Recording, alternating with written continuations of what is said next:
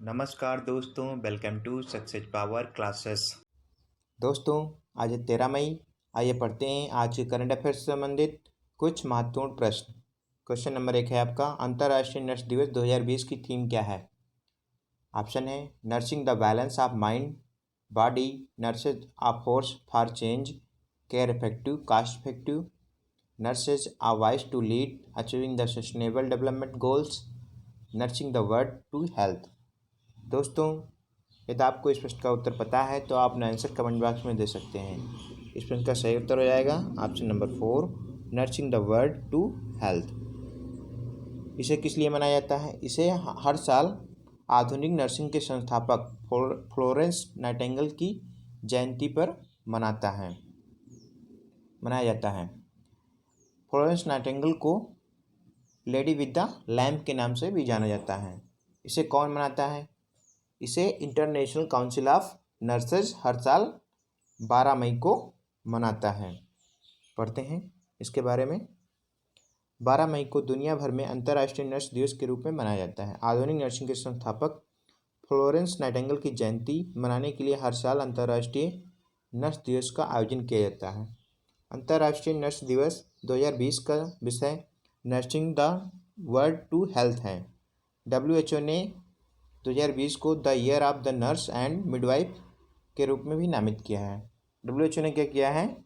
2020 को the year of the nurse and midwife के रूप में नामित किया है। नेक्स्ट क्वेश्चन है, निम्नलिखित में से किसने भारत के पहले पूरी तरह से स्वदेशी कोविड परीक्षण किट का अनावरण किया है, जिसे डैक्सवेयर NCOV-19 डिटेक्शन किट कहा जाता है? ऑप्शन है Biocon, GCC biotech, Piramal healthcare, Bharat serum.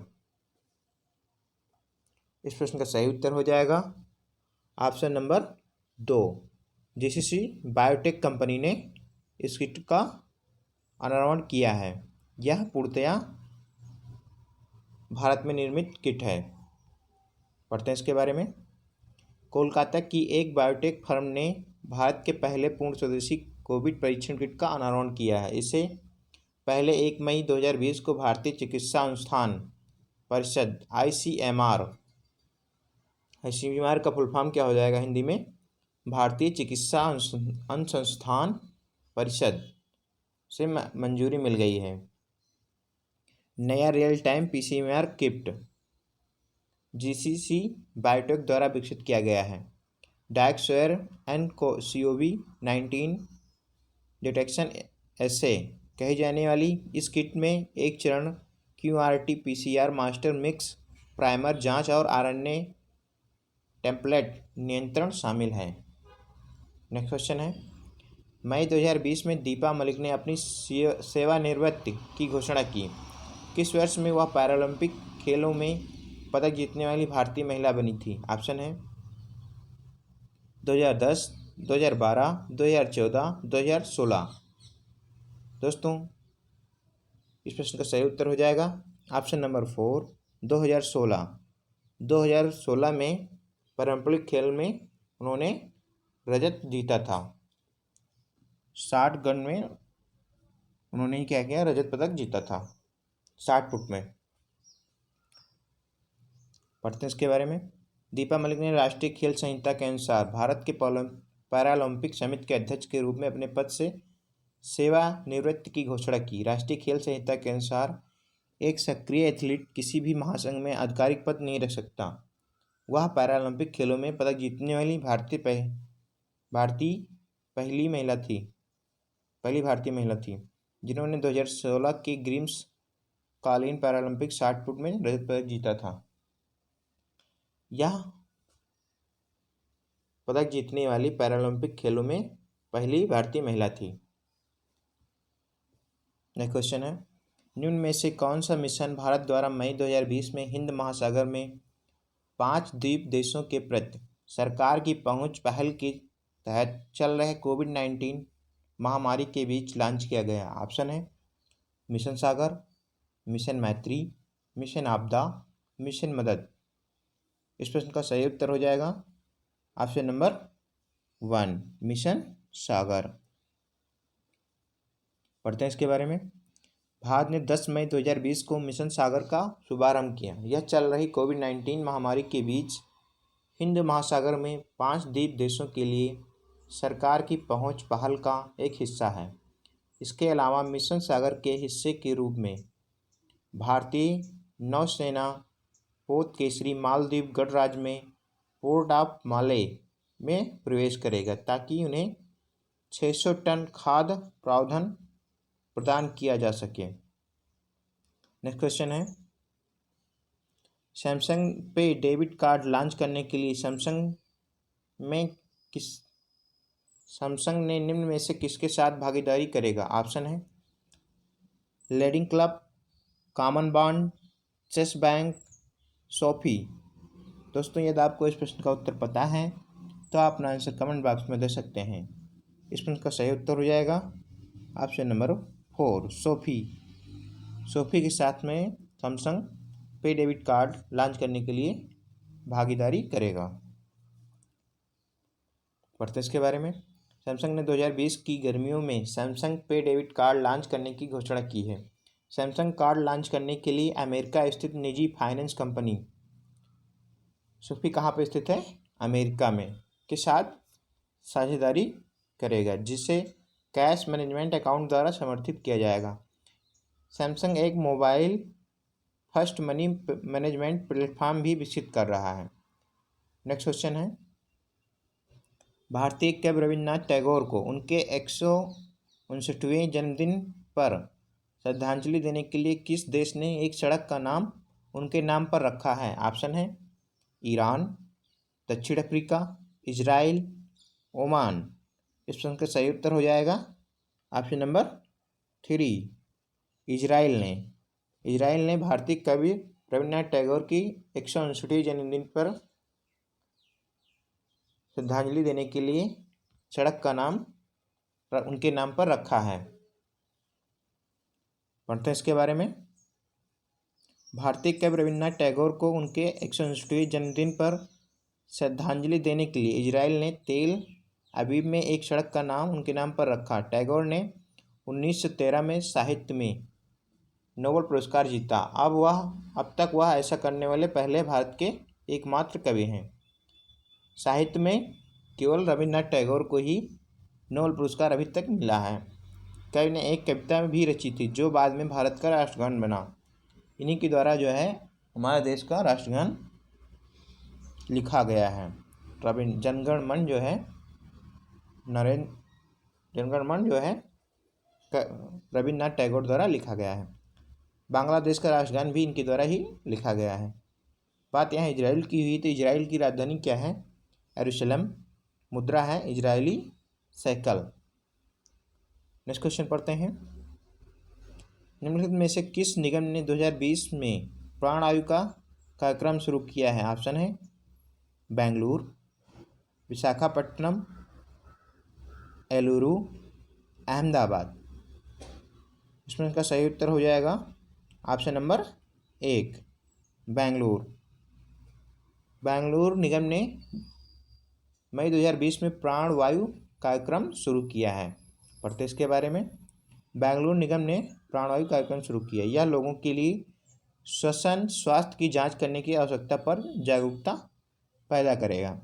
प्राणवायु जागरूकता कार्यक्रम अपने रक्त में निम्न ऑक्सीजन स्तर वाले लोगों की मदद करने का प्रयास है ताकि उनकी बीमारियों की घातक होने से पहले वे खुद को जल्दी से जांच करा सकें। नेक्स्ट क्वेश्चन है, कौन उन 14 देशों के 17 पत्रकारों में शामिल है जिन्हें ड्यूस वेले का फ्रीडम ऑफ स्पीच अवार्ड 2020 प्रदान किया जा रहा है?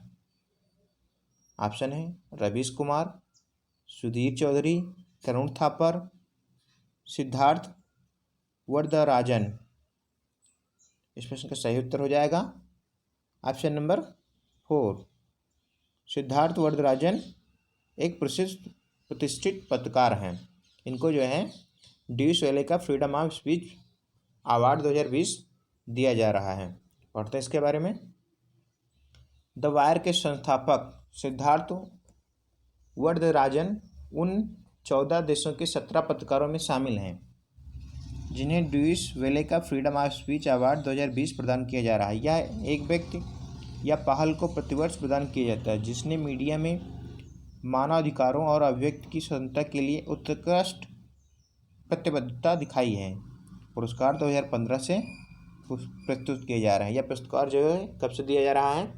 2015 से। नेक्स्ट क्वेश्चन है, जीडी रत्नावर राव का मई 2020 में निधन हो गया। वह निम्न में से किस क्षेत्र से संबंधित थे? ऑप्शन है अभिनय, राजनीति, पत्रकारिता, विधि। इस प्रश्न का सही उत्तर हो जाएगा ऑप्शन नंबर 2, राजनीति। जीडी रत्नाकर राव जो है राजनीति से संबंधित थे। पढ़ते हैं इनके बारे में। कांग्रेस नेता और पूर्व मंत्री जीडी रत्नाकर राव का मई 2020 में निधन हो गया। रत्नाकर राव को 1989, 1999 और 2004 में बुग्राम निर्वाचन क्षेत्र से अविभाजित आंध्र प्रदेश में विधानसभा के लिए चुना गया था। वह 2006-2009 के दौरान वाई.एस. राजशेखर रेड्डी के मंत्रिमंडल में बंदोबस्ती के लिए मंत्री थे। नेक्स्ट क्वेश्चन है, कोरोना वायरस महामारी के मद्देनज़र केंद्रीय मानव संसाधन मंत्री रमेश पोखरियाल निशंक ने उड़ीसा के केंद्रीय विश्वविद्यालय के छात्रों की काउंसिल के लिए निम्नलिखित में से कौन सी हेल्पलाइन शुरू की है? ऑप्शन है उम्मीद, भरोसा, किरण, सवेरा। इस प्रश्न का सही उत्तर हो जाएगा ऑप्शन नंबर 2, भरोसा। कोरोना वायरस महामारी के मद्देनज़र केंद्रीय मानव संसाधन मंत्री रमेश पोखरियाल निशंक ने उड़ीसा के केंद्रीय विश्वविद्यालय के छात्रों की काउंसलिंग के लिए भरोसा हेल्पलाइन शुरू की है। पढ़ते हैं इसके बारे में। केंद्रीय मानव संसाधन मंत्री रमेश पोखरियाल निशंक ने उड़ीसा के केंद्रीय विश्वविद्यालय के छात्रों की काउंसलिंग के लिए एक हेल्पलाइन शुरू की है, जो कोरोना वायरस महामारी के मद्देनज़र मानसिक संकट में है। इस हेल्पलाइन भरोसा का उद्देश्य संस्थान के छात्रों को मानसिक और मनोवैज्ञानिक सहायता प्रदान करना है। इस हेल्पलाइन में हेल्पलाइन नंबर भी दिया गया है 08046800110 है। नेक्स्ट क्वेश्चन है, मई 2020 में केंद्र सरकार ने 15वें वित्त आयोग की सिफारिशों के अनुसार कितने राज्यों को अनुदान के रूप में 6,195 करोड़ रुपए जारी किए हैं? ऑप्शन है 10, 14, 12, 14, 16। इस प्रश्न का सही उत्तर हो जाएगा ऑप्शन नंबर 3, 14। 15वें वित्त आयोग की सिफारिशों के अनुसार अनुदान के रूप में 6,195 करोड़ रुपए 14 राज्यों के लिए जारी किए हैं। पढ़ते हैं इसके बारे में। केंद्र सरकार ने 15वें वित्त आयोग की सिफारिशों के अनुसार 14 राज्यों को अनुदान के रूप में 6,195 करोड़ रुपए जारी किए हैं। ये अनुदान मई 2020 के लिए पश्चिम बंगाल, हिमाचल प्रदेश, केरल सहित अन्य राज्यों के राजस्व में कमी या राजस्व घाटे के बाद नुकसान को कवर करती है। राजस्व घाटा राज्यों के राजस्व और व्यय के बीच का अंतर है। राजस्व घाटा किसे कहते हैं? राज्यों के राजस्व और व्यय के बीच का अंतर, वो क्या होता है? राजस्व घाटा। नेक्स्ट क्वेश्चन है, किस राज्य के गृह मंत्री ने मई 2020 में देश की पहली FIR आपके द्वार योजना का शुभारंभ किया है? ऑप्शन है मध्य प्रदेश, बिहार, पंजाब, उत्तर प्रदेश। दोस्तों इस प्रश्न का सही उत्तर हो जाएगा ऑप्शन नंबर 1, मध्य प्रदेश सरकार ने पहली FIR आपके द्वार योजना का शुभारंभ किया है। पढ़ते हैं इसके बारे में। मध्य प्रदेश के गृह मंत्री डॉक्टर नरोत्तम मिश्रा ने 11 अप्रैल 2020 को भोपाल में देश की पहली FIR आपके द्वार का शुभारंभ किया है। मध्य प्रदेश इस तरह की अभिनव योजना को लागू करने वाला देश का पहला राज्य है। FIR आपके द्वारा योजना को एक पायलट परियोजना के रूप में 23 पुलिस स्टेशनों में शुरू किया गया है, जिसमें एक शहरी और एक ग्रामीण पुलिस स्टेशन 11 मंडल मुख्यालयों पर है। मध्य प्रदेश का राजकीय पशु क्या है? बारहसिंगा। राजकीय पक्षी भारतीय स्वर्ग फ्लाईकैचर। मध्य प्रदेश के प्रेजेंट टाइम के CM कौन है? शिवराज सिंह चौहान। राजधानी क्या है वहाँ की? भोपाल। राज्यपाल लालजी टंडन है। नेक्स्ट दोस्तों, आज के लिए इतना ही। मिलते हैं आपसे नेक्स्ट वीडियो के साथ में। Thanks for watching.